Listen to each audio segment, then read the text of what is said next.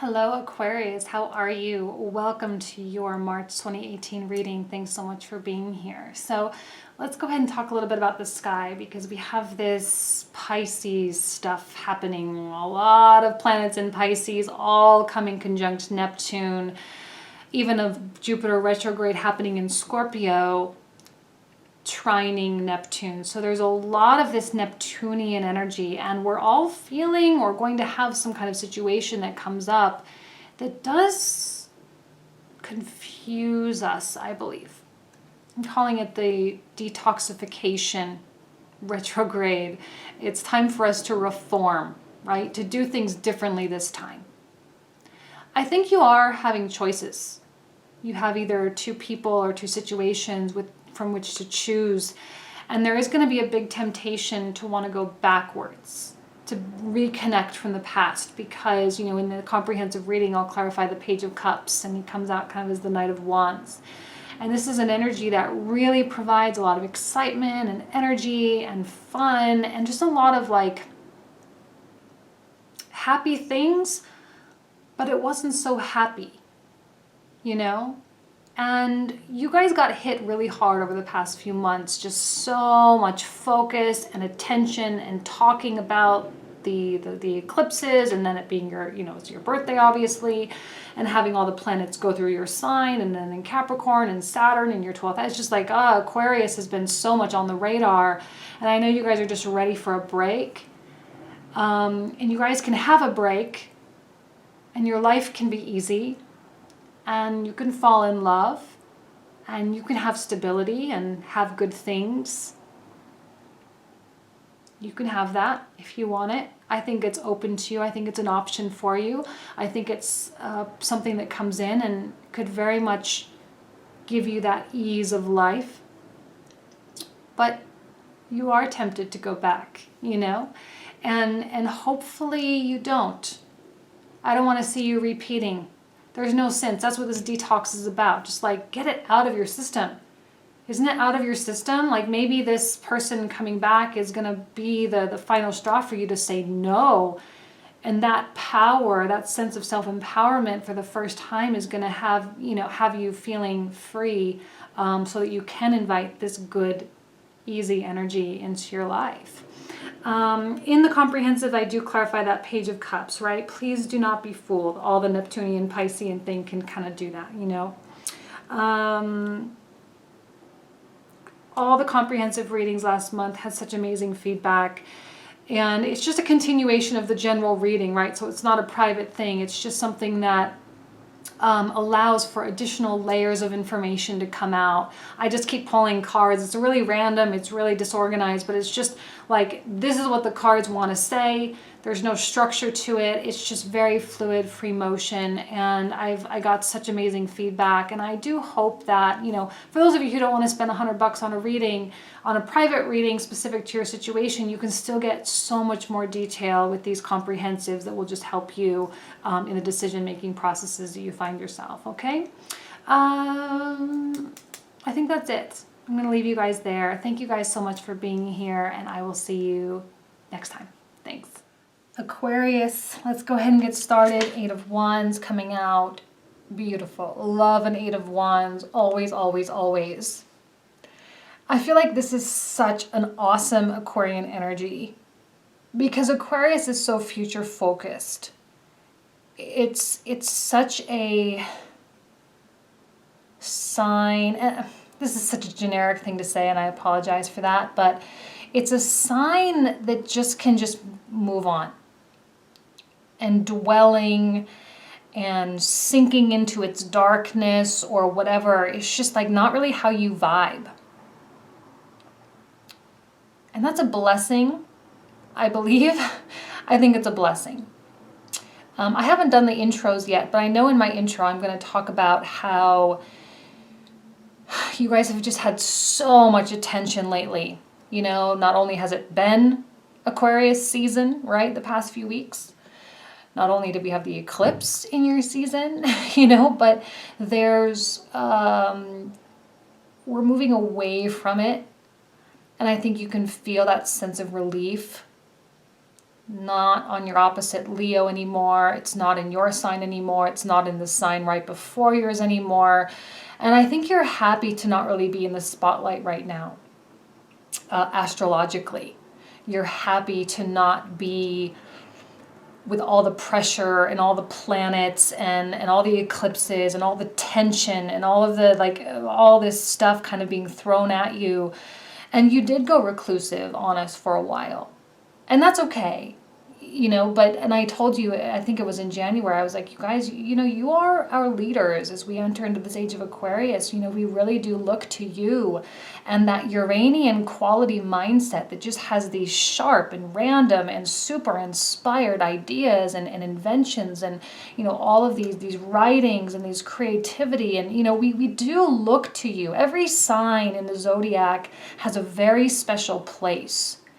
And when a sign as a collective kind of retreats and retracts, it affects the whole zodiac. And because you've had such, like, you've just been having stuff hurling themselves at you, you don't really necessarily enjoy that spotlight so much. You just like to go and do your thing. And right now, I think you're coming out of that and you're like, oh, phew, finally, thank goodness it's going and it's going away. And I'm so happy that I can move forward and no one's really thinking about me or talking about me anymore. And so you're kind of making more of an appearance, and your goals and your ambitions and the things that you've kind of put in place over the past few months in these reclusive moments are starting to become realities for you. You're starting to feel that, okay, I know what I need to do now, and I know where I'm going now. And I've been saying this in the weekly bumps that I do every Wednesday for the collective consciousness, like, we're all kind of in that place where we're so determined toward our goals, but yet still the end point isn't quite clear yet. And you're no exception, but you're also no exception in terms of, like, who cares? I'm going to go after it anyway. And people are going to want to be a part of that. You know, people are going to want to be included in your circle. People are very, very drawn to Aquarians. They're very drawn to the way their minds work, and they're very drawn to the elusivity of an Aquarian as well. And so you're going to have to kind of be prepared for that. You're drawing people in. You're becoming magnetic. See, what did I just say? People are going to want to be a part of it, and here they are. They're showing up. They're going to want to talk to you. They're going to want to, if they owe you an apology, they're going to want to apologize to you. They're going to be texting you. They're going to be pinging you. They're going to be offering you little ideas, and they're going to offer you little opportunities. I'll clarify this in the comprehensive, what this really is, but I do think that everyone that wants to be a part of you is very genuine, and I don't see this being a huge energy sucker, okay, or a huge energy vampire at this time. This could represent someone you don't want to hear from, and if that's the case, then that's fine. You just don't participate in the conversation and you just move on. Totally fine, and you're perfectly in control of that. But if it is someone you want to hear from, great. Allow it to come in, you know, allow it to be wonderful. It could be a romantic thing for some of you, being what did I just say? A Two of Cups. Isn't it time for love to really blossom? Isn't it time for us to finally find something steady and stable? Our business partnerships to really work out for the best for once? Isn't it time for us to find friendships that, you know, are solid and uncomplicated? I think someone wants to be that for you, and I think they are going to make their appearance there. Page of Cups often indicates someone new coming in, but it could be a return, you know, and it could also be your energy as well. It could mostly be like the exchange through which this occurs. Two of Cups is a card of soulmates. And when I say soulmates, I don't necessarily, it doesn't have to be romantic, you know, like I always called my little cat my soulmate, you know. I call my sister a soulmate. I call one of my girlfriends a soulmate, you know, because she and I have gone through such similar experiences. And soulmates come in all shapes, sizes, and forms. And for some of you, it will be romantic. It will be. What I mean by this is the exchange. I mean that it's very uncomplicated. That's what I mean. Like I see nothing but easiness coming through here. Now I will pull more cards, of course, and we'll see more about it. But this is just like a text, and then maybe you do text back, and then you arrange a meeting, and it all seems very effortless. It's just not a lot of work, you know.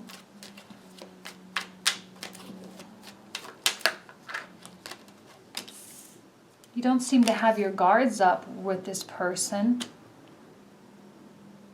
You don't seem to have any reason to be protective. I feel a culture of safety here for you, okay? I feel... See, with all the planets moving into Neptune, or into Pisces, and we have Neptune and Chiron there, there is going to be a lot of attention on kind of this, I want to say fairy tale, right? Like I feel Pisces is always such a magical sign, and it always is very optimistic. It is co-ruled by Jupiter after all.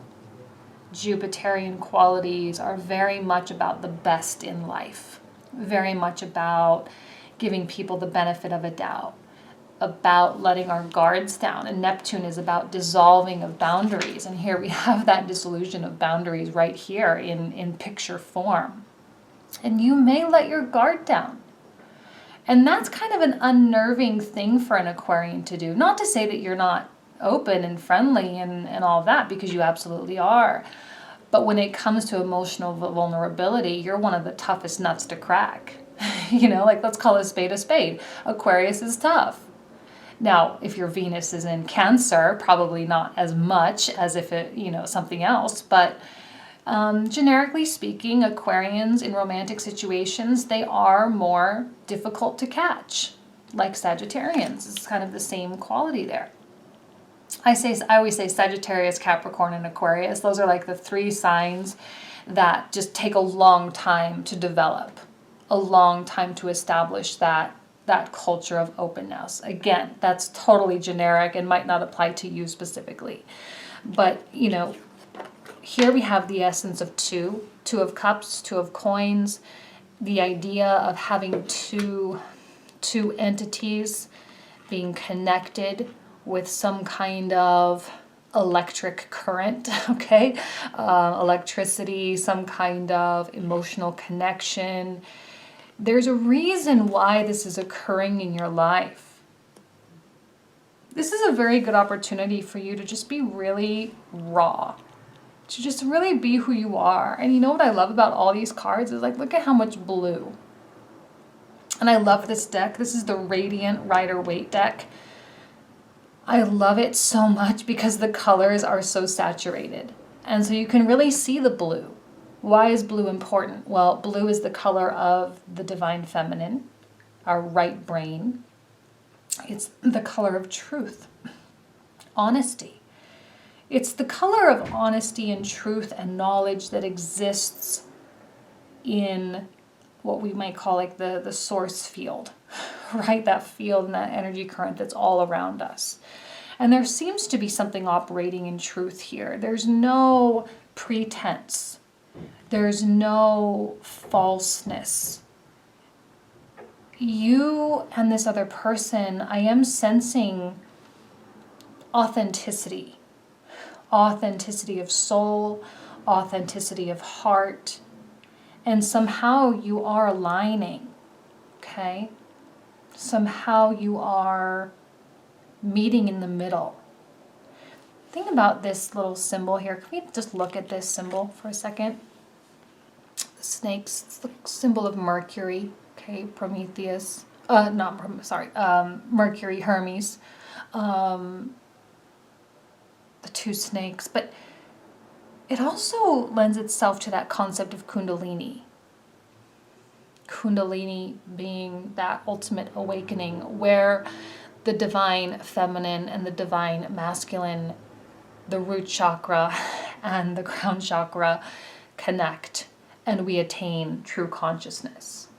And the snakes represent the coiling of the energy around our spine, okay?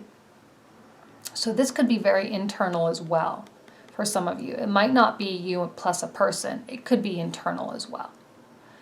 And coming to a true peace with your life and a true peace of who you are. A really beautiful way to start out this month, I'd say.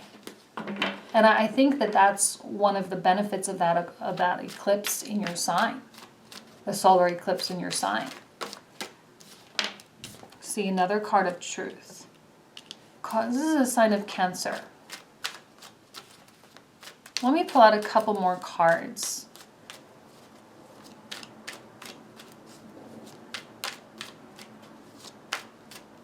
Okay, the reason why, actually, let me just talk, because I'm getting two kind of wavelengths here. I'm getting that this actually represents two people. You plus the other person. Now, if someone else comes out, I may change my tune. But again, like how I was saying that this can represent the actual exchange, so it does go both ways. This too is an exchange going both ways. And this is such a beautiful card when we're talking about emotions, when we're talking about love. Queen of Cups is someone who's very comfortable in her emotions. She's someone who's very comfortable feeling things, and yet she still feels very stable. She has this sensitivity to others, right? This is the card of Cancer, so there's that element of intuition. There's that element of knowing what the other person is thinking and feeling without really having to talk about it.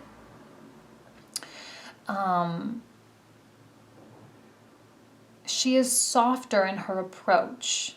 She is also elusive. Let's think of Cancer being symbolized by the crab, the hard exterior, but the soft interior. So she too is breaking down her barriers. So it goes both ways.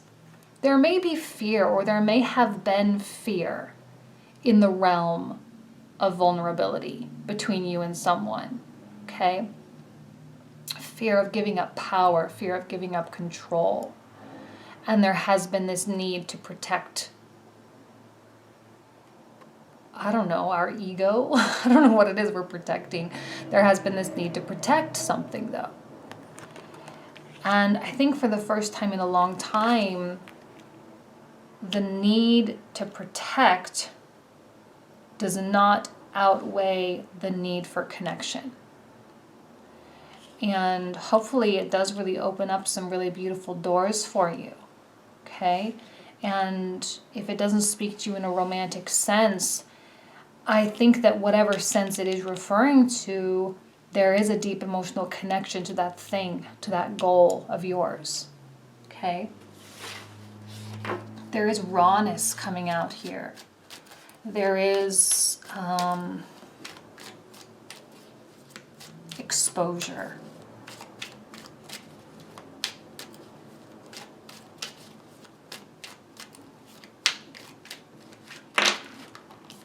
And the moon, the deepest form of truth. Cancer being ruled by the moon, and then we have a card of Pisces, makes sense being in Pisces season, but also the moon aspect. So you're operating in watery realms, which is not the most comfortable for an air sign, but you're handling it super well.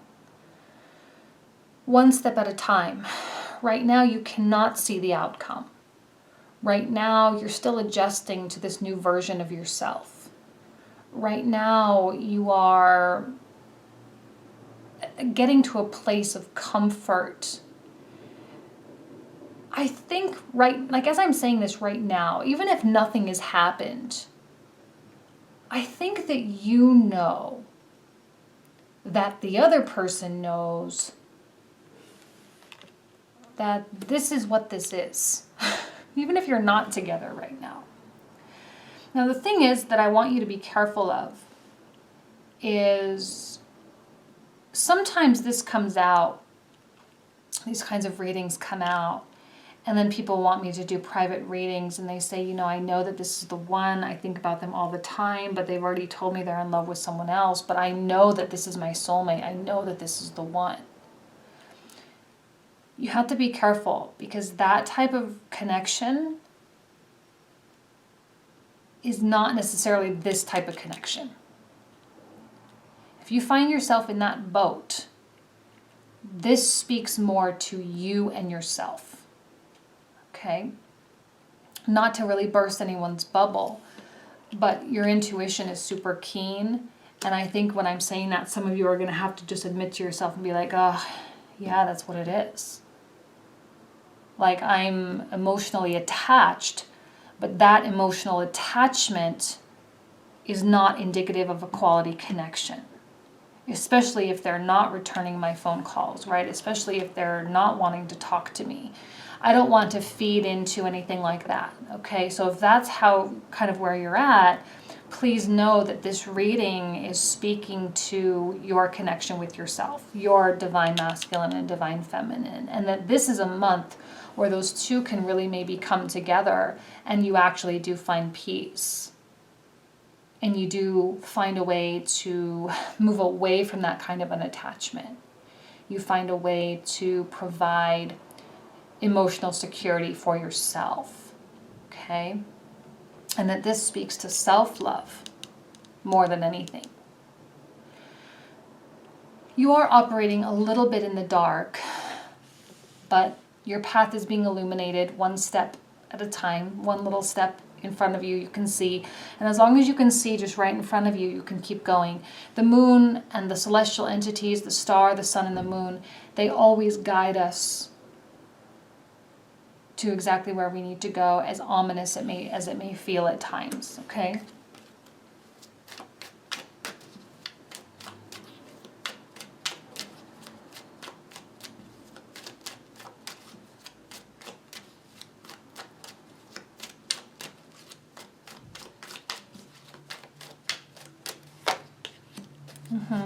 Six of Pentacles and the Eight of Swords. See, I know that there is some blindedness here, and there is some tunnel vision going on here.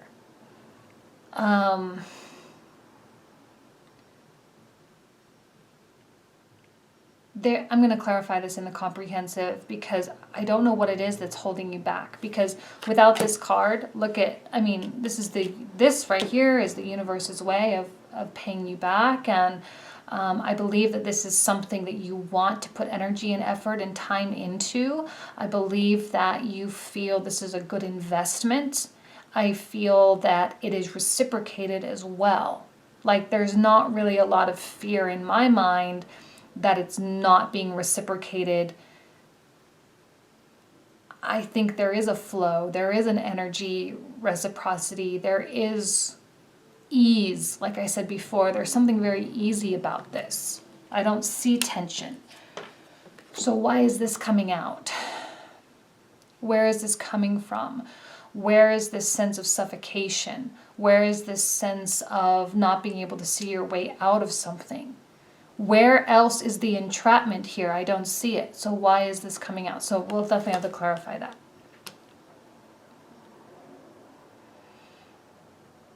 This would, honestly, I always see swords as fears and doubts.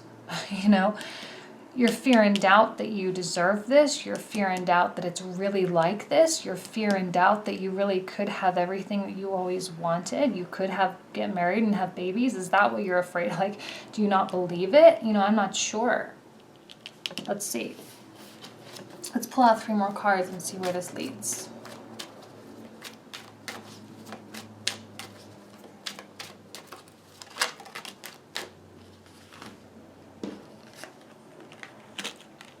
First and foremost, let's be honest.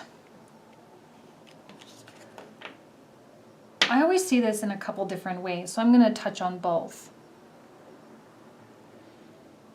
there's a magical element to the Six of Cups, in my opinion. And it's like that childhood imagination, that type of imagination that we have when we're children and we envision ourselves becoming astronauts, and we envision ourselves being a princess, and we envision ourselves, you know, being able to fly and to live in forts, and, you know, we jump back and forth on the couches and the floor is lava so you can't touch it. You know, so there's that magical, imaginative, emotional element creeping out here, where maybe there's even like a fear that it's too good to be true. And I'm wondering if you aren't still hanging on to something from the past, which is, you know, with all the intention on your sign, it's very possible that there were things that, you know, came up during this eclipse season for you, and you are still kind of living back there. You are still kind of clinging to a past relationship. And there may be fear that you are living in an illusion, or that this is just an illusion. I assure you that it's not. And it's very much well worth the effort, whatever it is. See, I'm going to clarify the Ten of Wands too, because the Ten of Wands leading to the Ten of Coins tells me that, of course, this is going to be work. It might not be a lot of work right now, but it will get to that place where it's like, okay, well, do I really want to do what it takes to get to the Ten of Coins? In my opinion, the answer should be a resounding yes, because who wouldn't want to be in a place of love and wholeness and family and a true understanding of ultimate wealth, which is love, okay? This is ultimate wealth, and it is love. And the work is always well worth it. See, the sticks, even here he is headed toward his little castle of his, and I always envision this as he's walking toward the castle, building his castle, and those sticks are what he uses to build his castle. So it's worth it, you know? And there doesn't really seem to be any obstacles here. So whatever past connection there is, that might kind of put a sour taste in your mouth about maybe where this is going or what needs to be done in order to get it to come here. But again, that's kind of an illusion. The past is kind of an illusion. And that little fairy tale that you had of having this best friend of yours to kind of go through life with, I think that that's very possibly what this is. That best friend of yours that you can live life with. Okay, so lots to clarify here. Specifically, the Eight of Swords here. Clarify the Page of Cups too, because sometimes the pages come through and they actually end up being a little bit heavy hitters. We'll clarify this and this and this and the Six of Cups. I had such amazing feedback from these comprehensive readings that I'm doing, and I'm very, very excited to do them again this month for you. It's kind of one of those things, and I've been saying this in every reading, like if you don't want to spend, you know, 70 or 100 or 150 bucks on a private reading, you can spend $5.99 and get a lot more information, because that's the number one thing that people said, like, thank you, this reading gives me so much clarity, right? So while you may feel like this is enough, there's a lot more that comes out. Okay, so I do hope to see you there. The link will be down below in the description box. Thank you guys so much. And if I don't see you on the site, then I will see you next month. All right, thanks so much. Bye-bye.